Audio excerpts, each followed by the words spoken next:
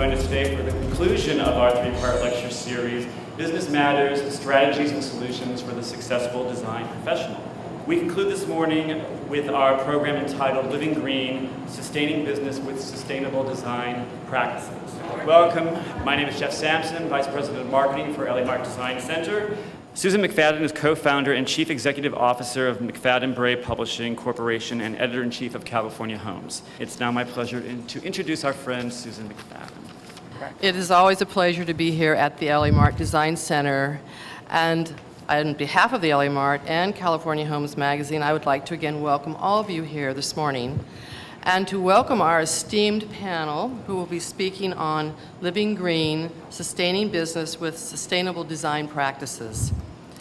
And now let's meet the panelists. So we'll start with David Hertz on my right. David is the founder and president of SEA, the Studio of Environmental Architecture and Synthesis, established in 1984 as a multidisciplinary architecture, design, research, and development and manufacturing firm with a specialty in, of course, sustainable design. Muriel Hemingway in the center. We all know who she is. Thank you for being here, Muriel. She is an actress, model, author, mother, and a leading voice for holistic and balanced living. And on your left, we have designer Nathan Turner.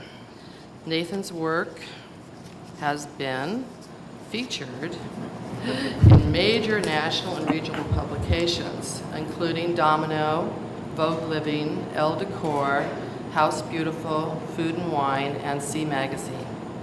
In 2008, Nathan launched the Nathan Turner for Elite Leather collection of upholstered furniture. Again, thank you all of you for being here today. We appreciate it so much. And we're going to go back where we started with David Hertz. How do you see the public demand for environmentally sensitive design and architecture creating radical change in the architectural design world? There's a huge movement and opportunity for architects and designers to really evolve buildings to become much more productive. I mean, ultimately, I think buildings can contribute. The buildings that I've been building are net energy producers. We're moving beyond a kind of zero carbon footprint building where it doesn't have as much impact to actually buildings that produce ecologies, habitats, energy, and contribute to the urban fabric. I'm very interested in looking at a site and finding out what that site has to offer me in terms of resources naturally. If there's an ocean, if there's a prevailing breeze, that's our air conditioner potentially.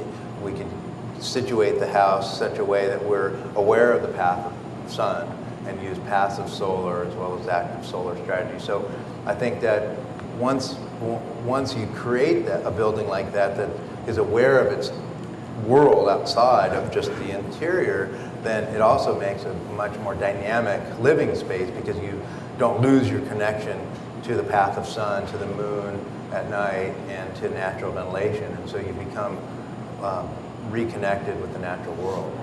But how do you discern between myth and reality of sustainable design? Mm-hmm. We look at things like the embodied energy that goes into a building material that can be quantified, the life cycle, or the chain of custody, which is where that material comes from, and making sure that there's a verifiable third party. And a lot of times we can rely more on companies, nonprofit groups that are third-party testing agencies like the Forward Stewardship Council, FSC, and then that they've essentially done the work to certify that wood, for instance, has been sustainably harvested in an equitable manner. But again, it becomes very challenging, and there will be more questions and answers as one starts to delve into it. I'm sure that we'll just continue to accelerate by mandate. I mean, there's voluntary measures now through LEED, and LEED for homes is only in its second year and has really gained a rapid market. But I think you'll start finding that beyond the opportunities, there'll be significant mandates and requirements that will really limit what one can do with buildings as we become more confronted with how limited our resources are. So we're going on to Mariel Hemingway. How has healthy living changed your lifestyle?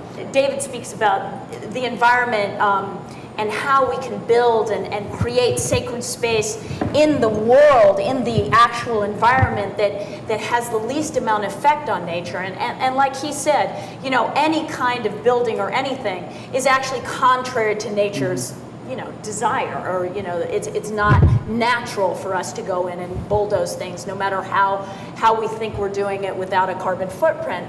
But to do it consciously is very much mirrors the way that we live our lives. And I believe that how we step into the world, how we eat, how we move, how we breathe, how we drink water, how we create space in our homes has to be mirroring the creation of our sacred space inside of us. And when we start to become aware of that sacred space, we begin to become healthy. That is very specific to our individual needs. I know that I was surviving my upbringing. So for me, it had that kind of makeup around it. But that finding sacred space is very individual for everybody. So here we're in this room, and you're designers, or you're interested in design, and hopefully very interested in green design, or really connecting with nature. And my feeling is that your connection with nature is very, very similar to your connection to yourself. So when you make that connection with nature, it slows you down. It makes you more self-aware, and you can actually make better, clearer choices in the environment around you, because it's natural. When you start to feel healthy on the inside, you begin to want to make better choices on the outside. You want to make those healthy choices. You want to say, wow, I eat better now, so it makes me feel differently about the air that I breathe in my home.